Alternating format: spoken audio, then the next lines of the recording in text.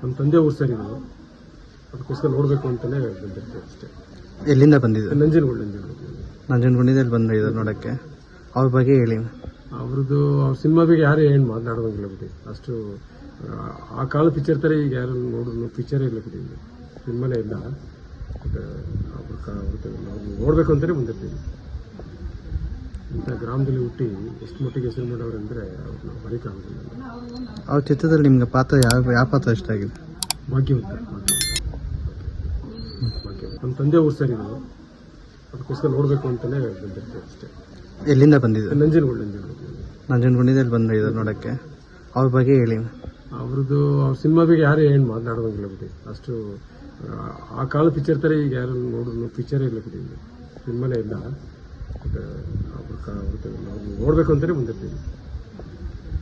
ಇಂಥ ಗ್ರಾಮದಲ್ಲಿ ಹುಟ್ಟಿ ಎಷ್ಟು ಮಟ್ಟಿಗೆ ಹೆಸರು ಮಾಡೋರು ಅಂದರೆ ಅವ್ರನ್ನ ಬರೀಕಾಗೋದಿಲ್ಲ.